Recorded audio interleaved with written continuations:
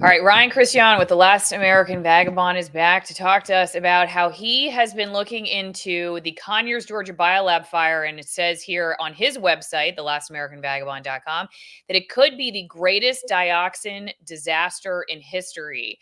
Some people may not be familiar with what happened. This is a report from Fox 5. Atlanta BioLab chemical fire. Rockdale County residents demand action from state lawmakers. This sounds a lot like what happened in East Palestine, so we're going to be talking about that. But Ryan, first, let's just lay the scene. What happened here? This is about a month ago, a little less than a month ago. I believe the 29th, end of September, and the way it started was, well, it's actually first important to give a little bit of a backstory.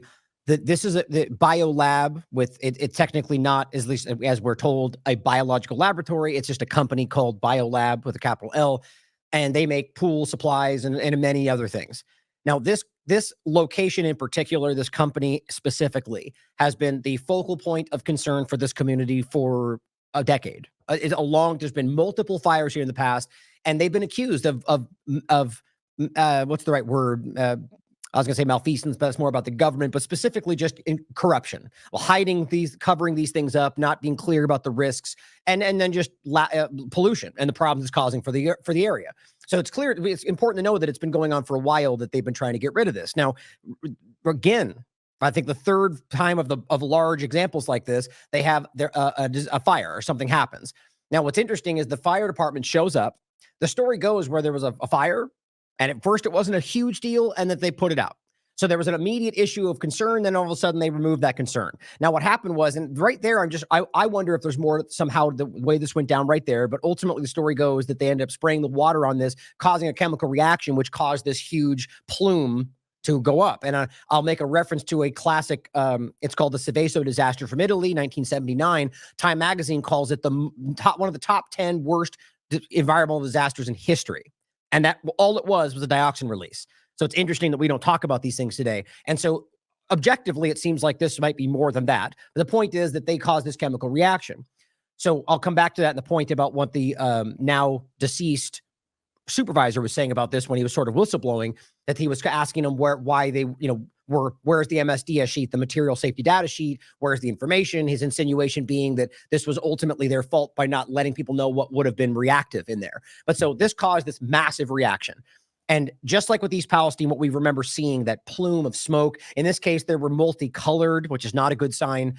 And it just went huge, and it went over for a very long area. And then they reinitiated the sort of shelter in place, but also at the same time evacuation, which was it was contradictory. And even though the people there were kind of pointing that out. And so ultimately from that point forward, the focal point was on chlorine. Now, this had pool supplies. So chlorine was one of the primary issues there, but there was bromine, there was chloramine, there was all sorts of other things they had there. So the reason I immediately focused on this is because I recognize the issue, one, of just plastics, which you're going to find in here, the plastic pallets, the different things they're using that burn, will, without question, cause dioxins to be released. This never gets talked about in a larger sense, even though it's the most dangerous chemical that we know of. It's TCDD specifically, which is what Scott Smith, the expert, would point out, is that's what we're dealing with. And yet it doesn't get brought up. Now, the other issue is chlorine. Now, I'll actually start by bringing up this. If you could bring up my screen here.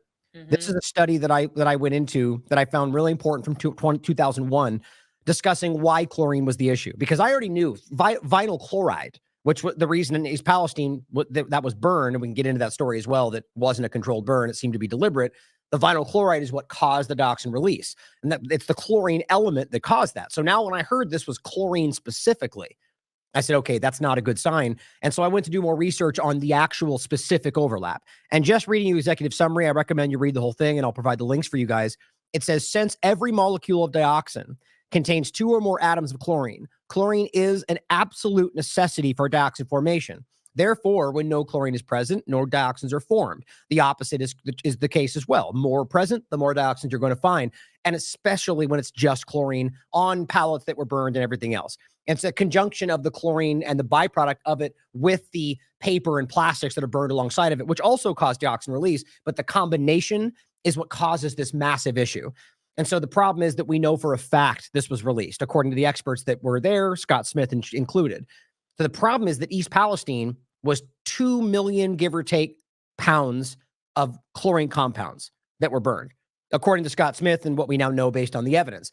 He's seeing today, based on being there more than once, he's been testing multiple times, somewhere between 12 and 20 million pounds of chlorine compounds in this location. So it's basically a no-brainer that this is going to be a larger problem. The issue is that no one's talking about that. No one is highlighting the fact that this is even on the table. They're saying chlorine was in the air, in some cases finding 14,000 times the safe level of chlorine. So my point is, if that's the product, and we're talking about the byproduct, but chlorine itself is dangerous. So that's the amount of chlorine that didn't even get burned off. And that's how heavy it is in the air. Imagine the level of dioxins that are being released because that was burned. And this is the same, again, these are my opinions first, but having interviewed Scott Smith already about this is clear that this is the problem he's discussing. And so first he said, based on his first assessment, that he thought it would be 6 times greater than East Palestine. Then upon the actual investigation of the weight and what he saw, he genuinely said, quote, could be the greatest dioxin disaster in history. And at least he said that to me personally on the phone. That hasn't been somewhere he said in an interview, but I will be interviewing in a very near future. So I'll go ahead and pause there. I have plenty of other stuff we can get into, but to me, it's obvious that this is right now a disaster. Whether or not it turns out to be more or less, I think the evidence is undeniable. This is a larger problem, but it's a disaster and it's a dioxin release. That's not up for debate.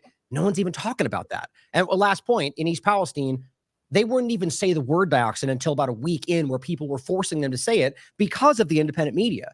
We were driving this conversation and people in the corporate media then started going, what about dioxins? And they were like, dioxins? Like they acted like they didn't even understand what that was. I mean, think about how alarming this is. And I'll go into why I can prove that they know this is a problem that was outsized and unstoppable back in 1995, and they've done nothing about it.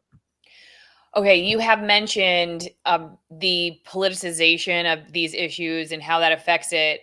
But before we even get into that, I just want to go to, I think, one of the biggest questions that people who live in the area have is just like, are we safe? And there's a lot of concern from the local residents. They're protesting, they're going to town halls and screaming and saying, you guys didn't do enough to protect us. And you're lying to us about the safety hazards right now of basically living our lives. And so one of the questions here on Locals, alsamaro.locals.com, join the editorial boards, $5 a month, great way to support the show. And you get to put in a question ahead of time for interviews. DMC, I have seen your review of studies regarding human and animal livestock impact. Have you heard or seen any studies covering crops or vegetable impact? Literally, one of my farmers has land there. Yeah, that's a great question, actually. I will, just because you're asking, I'll actually make a point to look further into that. I don't see any immediate evidence that dioxins are affecting the plants. The issue is that they end up building up in the fats of animals and humans, and the half-life for humans is something like 7 to 9 years, the half-life of this building up in your body. And the problem is that the animals, not just this one disaster, but my point going, and we'll get into hopefully, is the background that they've known has been there for decades, has been building and building over these years. And that's my point about why I think they just don't know what to do with this problem, which is probably why in one case they don't want to talk about it. But the crop aspect of it's a really great question. But just and I'll be clear, I'm speaking off just my opinion based on what I've researched. I wouldn't see a path for how that would affect it. But my point also would be that there's other chemicals, and I kind of find it hard to see that there wouldn't be some overlapping issue with just that high level of chemical release in the air. But to leave it there, I'm going to look more into that, and that's a great question. I'm going to come back to that and cover it on my show. All right, everybody. Quick break to just talk about how you can support too. P.O. Box 3355, Denellen, Florida, 34432. Send me some mail. Send me your loose pocket change, winning lottery ticket. Nothing creepy, nothing edible. Andy just sent me Florida fruit and vegetable gardening. Thank you so much for that, because I can't get anything to grow because it's really hard to grow stuff in Florida. Apparently, everyone thinks, oh, you can grow everything in Florida because it's always sunny. No, it's very difficult to have a garden in Florida. Also, one of the places very difficult to grow wine, but we get the wines from these places, very remote regions of Argentina, France, Italy, Spain, Chile.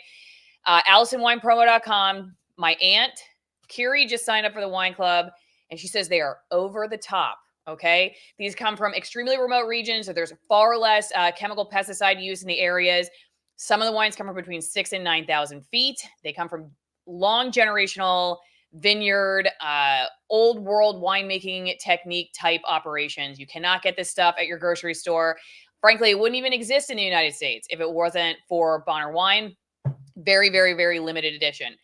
There might be a little kid under my desk. So I'm going to wrap up the commercial right now and throw it back to Ryan before a cord gets pulled and takes out the entire show. AllisonWinePromo.com. Okay, so let's go. Could we, I guess, quickly dip into the issue of why you see a connection, or at least, I guess, a pattern between what happened in East Palestine with the train accident and then the issue here with the BioLab fire and politics around all of it. Just because I think maybe some people would say, well, like, why are you guys even talking about this? Like, what's the bigger picture here? Is it just because you're more interested in this, or because you think it reflects a larger pattern of dysfunction? Maybe that's a nice way to say it. Issues when it comes to not just the responses from the government, but maybe even, the responses from the media and how this all works itself out so that people aren't even well informed enough to take on the government to try to change these things. Well, okay, so it seems to me like we might be missing one of the fundamental important parts of why this is so dangerous, right? So if the question is out there, why would we cope? Because it's deadly, because it's a huge release of the most deadly chemical that we know of that is very clearly going to cause long-term issues for people, 50% reduction in fertility, in reproductivity, immune suppression, okay? But I mean, I'll show you the studies for how this has been clearly shown. So if I'm not being clear on how the really clear risk is, like, so the point, let me make a couple points. Because I brought this up, I don't want to forget. I just randomly looked this up quickly, and this is what I was finding, and I'll include this in the links. Plants exposed to dioxin result in wrinkled seed phenotype. So it could very clearly be that there's some kind of an issue in the way that these plants then go forward, whether it's transmissible, is the right word, whether these dioxins can transfer through the plants to you like they can in animals. I don't see that just yet, but I found this interesting, so I'll include that. But I just want to point out that's a great question for the food side of this. But so to your point, let me start here. So first of all, CNN has now deleted this only in the last, I don't know, year, maybe less. I think that's very telling. Here's the actual article on Archive. Dioxins may be creating larger problems down the road. Wow. This is 1995. Okay. Now follow me on this, because this is actually pretty incredible that we've been known this for this long. Now here, I just have this highlighted from a previous show, so I'll just read from here. So it says, from the moment you get out of bed, chlorine is part of your life, but there are potentially harmful side effects from our chlorine use. And it's not just chlorine, by the way. That just seems to be one of the primary causes or byproducts when it's burned or, in conjunction with other things. And it says one of these side effects is a group of unwanted chemicals called dioxins. I just find it crazy that it's such a casual conversation when people you ask right now won't even know what that word means, even in the media. And it says, as dioxins become airborne, here's an important part, it travels thousands of miles away. Same thing with East Palestine. They're now casually admitting that it actually went 16 states across the country. They don't mention dioxins when they tell you that. They just talk about the spread. But we now know for a fact that dioxins were released, which means they spread thousands of miles away. And I'll show you this study next, which proves from a 2000 study of the actual transfer from American sources into the Arctic, how far it really goes and accumulates in the breast milk. But here is what this says continuing. Dioxins end up in animals or fish, where it's stored in their fatty tissue. And when we eat these, they move into our fat. The most deadly chemical that we know of, ladies and gentlemen. And it says, the Environmental Protection Agency says chlorine compounds like dioxins cause serious health problems. And researchers say it's everywhere in 1995. Now it says, to see how widespread it is, we commissioned a study on fast food. And with a specialist, here's what they said. From reading what you found in the fast food, the doses of dioxins in hamburgers, chicken, pizza are already higher than what's safe. And he says, yes, Big Mac, Pizza Hut, Personal Pan Supreme, Kentucky Fried Chicken, 3 pieces, gives us about 8 to 150 times more dioxins than the EPA feels would be reasonable. That's in your food in 1995 from fast food. I find that to be mind-blowing. And the point is, this has not been addressed since then, and I can prove that.